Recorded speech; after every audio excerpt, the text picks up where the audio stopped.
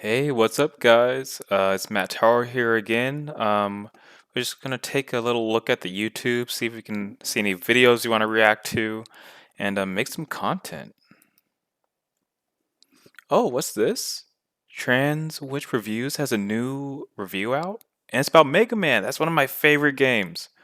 Okay, surely this video is going to really illustrate how wonderful the Mega Man series is. I'm really excited to see what Sammy has here. So let's just dive right into it. Uh, it's it's 1 hour, but we'll see.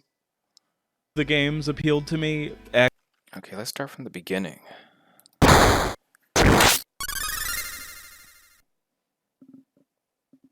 Mega Man has always been one of those franchises that didn't really do all that much for me. Not that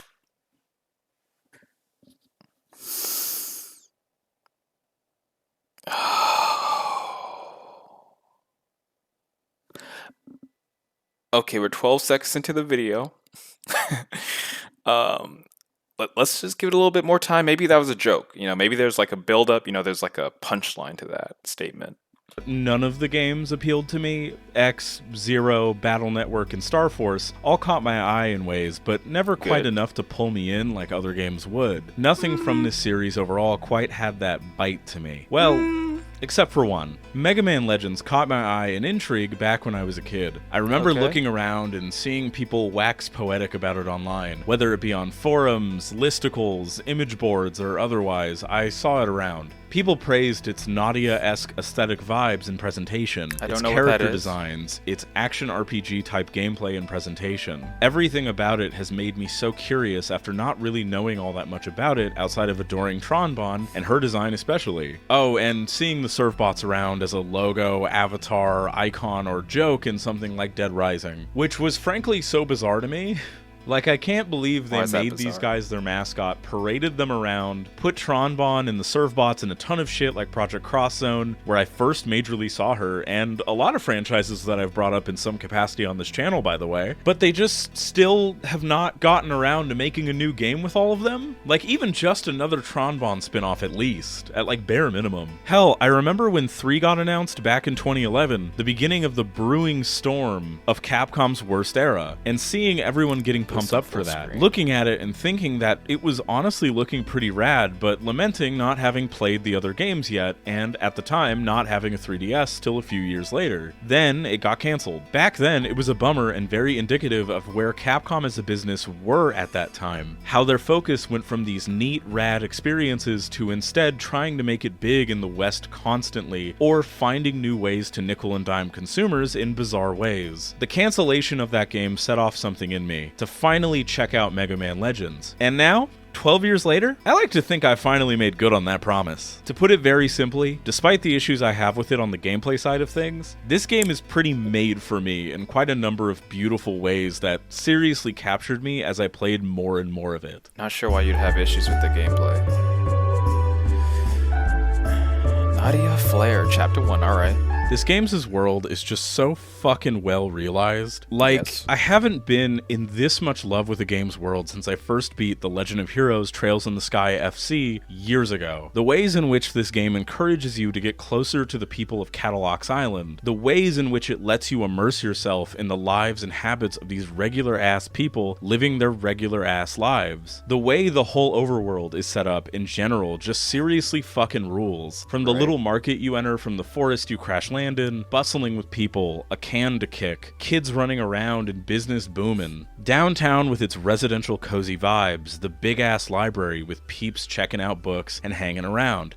It encourages you to rummage through garbage cans, examine bookshelves, go through boxes, examine everything around you, kick the can. Hell, you can even just listen to some sample tracks in the music store if you want to, which rocks absolute shit.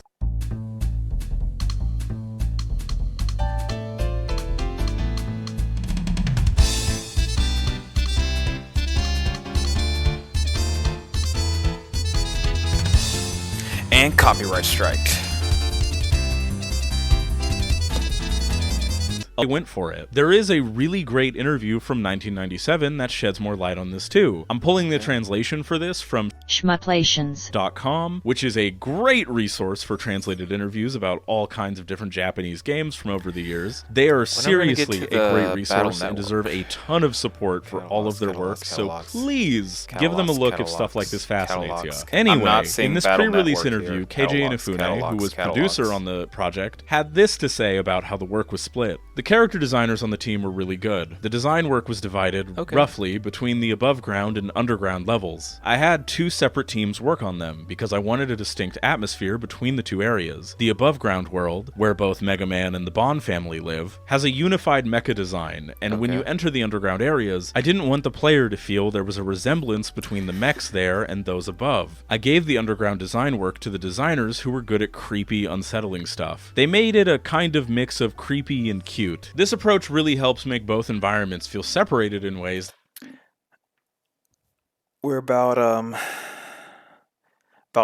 10th way into the video. I'm not seeing a lot of Battle Network stuff that makes sense for what they're going for. NPC. My favorite thing about this game, which again, games like Trails on the Sky FC also do, is how it has these constantly updating NPCs to talk to. As the game goes on and you do more and more around the island, the characters aren't just in the same spots waiting for you. They have shit that they're doing, places they want to go to. They have these internal lives and shit going on far outside of what you're doing, and it's up to you if you want to keep up with any of it or not. As far as level design goes, honestly, the underground leaves a lot to be desired because of that. While the biomes change, and some of them do get a little more interesting, like the short underground cities at the end of the game do, I do still think that they just could have done more to help these segments really stick out better.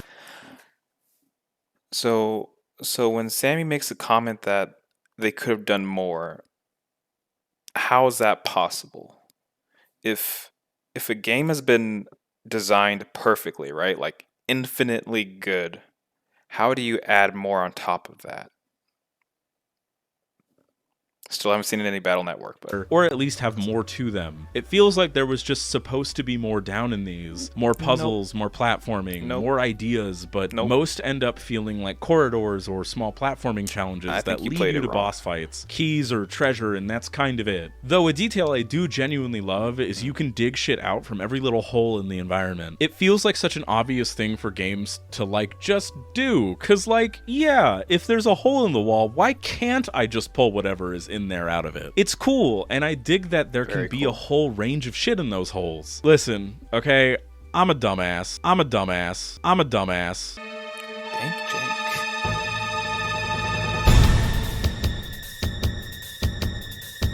This is probably the roughest part of this entire experience. I don't want to overblow it and sound like, oh, the clunkiness, aw, geez. Because, like, you definitely do get used to the feel of it as it goes on. I really think people overblow how rough this game feels, especially compared to other first 3D attempts of its era. Like, there's a lot of really bad shit out there, guys. Like, oh my god. But I don't think the encounter design helps with the way the game feels to control it all at points. Mega Man controls like a tank, but if a tank could strafe. Encounters in general even end up being either built around using the finicky as shit, snapping everywhere it can go lock-on system, or circle strafing an enemy until they're dead. Like, seriously, holy shit, the lock-on is so bad. That Protect City Hall encounter is a pretty good example, but I was just also constantly unable to keep a lock on the enemies. I specifically... So, I don't think you can criticize the aiming system if you can't mouse one.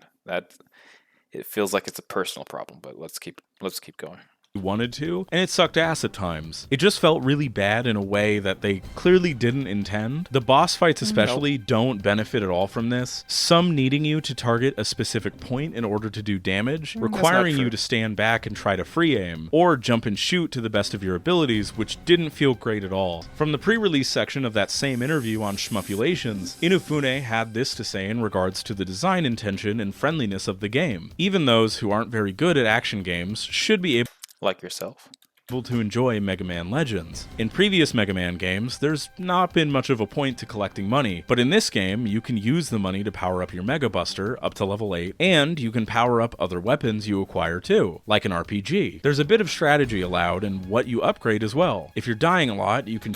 Which you probably were doing this playthrough, which is why you're not praising this game enough, but choose to raise your life first, for instance. We added dungeons as places for you to get money, and there's lots of Did you do that, Sammy? Did you raise your life first, or? Okay.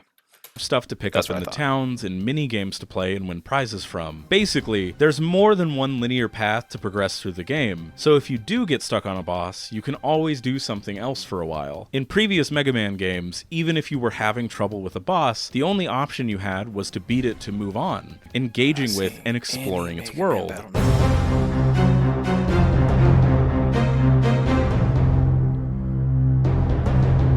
The music in this game provides the fucking vibes. Composed by Makoto Tomozawa, composer of games such as Dino Crisis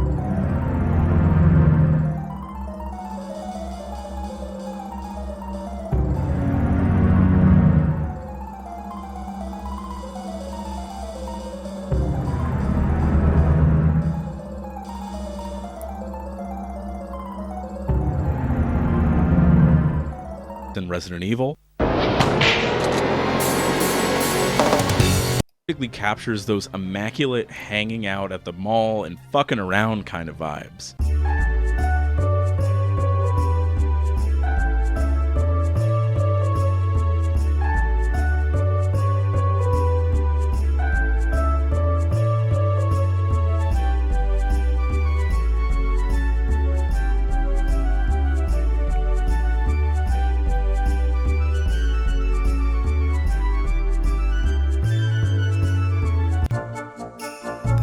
Bugging out.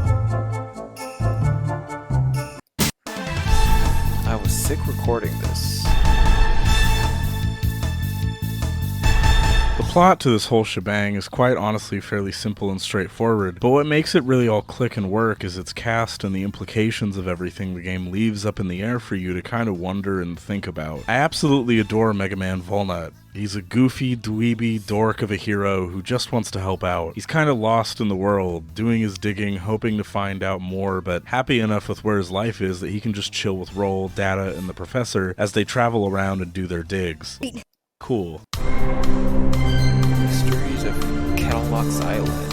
More and more about as you explore and if you're paying attention, which is really rad. The end of the game and meeting Juno especially clicked a lot of pieces into place. But my favorite aspect of this is before you go into fighting Juno, Data is there for some reason. Initially, you may think that this is just an excuse to give you a save before the final dungeon, which to be fair it is, but what's weird this time is that the questions you can normally ask Data have changed phrasing for some reason to much more ominous shit. This whole game has me hungry to see more in those.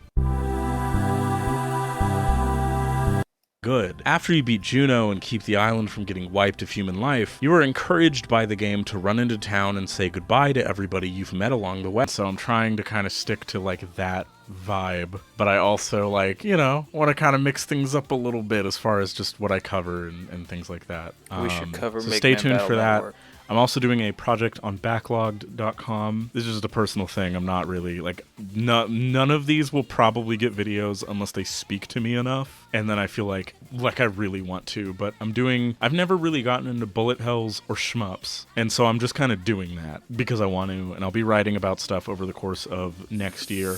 I want to make this like a thing. I really want to do this for me. I feel like I do too much where I just kind of play things specifically for videos and nothing else. So I want to just try to play more things in general next year, and one of those things I want to get into a genre that I've just never really vibed with or never really gotten into. So if you want to follow that, my backlogged is in the description. Also, we are almost to 1,000 subs, which is kind of crazy because I didn't expect that to happen at all. I know that's kind of cliche to say, but like legitimately, it's been fun watching the It's about to be 946.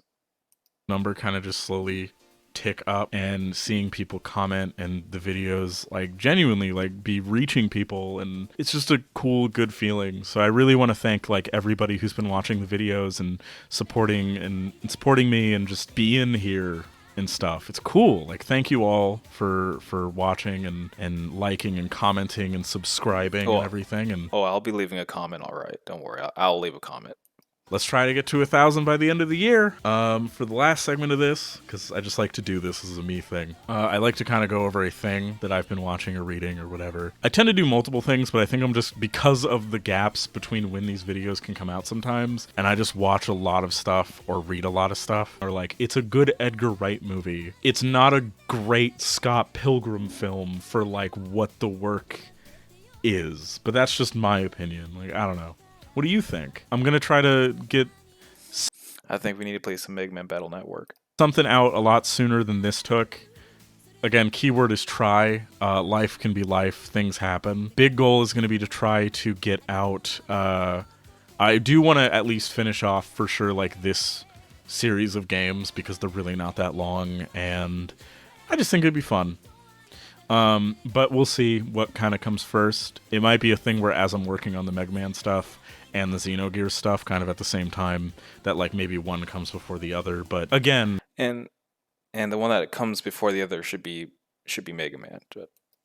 that Xenogears video is just Or just we hash mid gear, Xenogear, whatever you want to call it, and we play Mega Man, but gonna take a minute. It's just, given how dense that game is and how hard I want to go in on like research and talking about certain things, it just might be a minute. But it will come. It is being worked on kind of slowly and bit by bit, so stay tuned. Anyway, if you've been here for a while, I want to, again, thank you for being here. Share these with people you know, maybe somebody who digs anything I'm like kind of talking about. Maybe they'd be interested in hearing some takes or some kind of viewpoints from another person, maybe. Leave a like.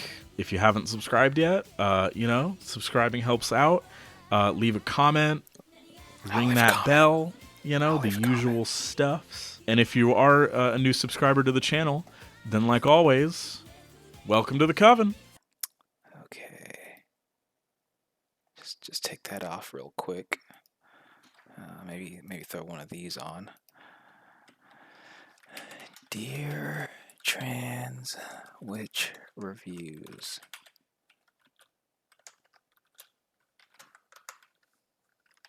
Or maybe Mid Witch Reviews after watching this.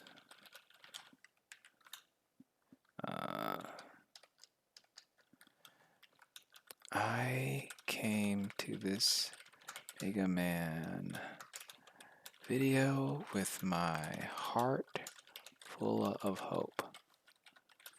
However, I did not see one Mega Man.exe nor Mega Man Star Force. I am sad. You did this. You did this to me. And now I am sad.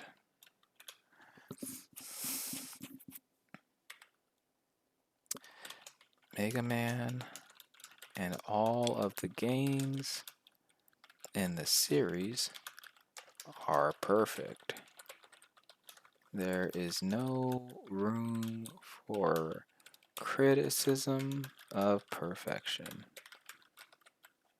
I am sad.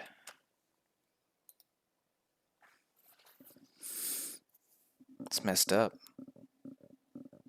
It's messed up.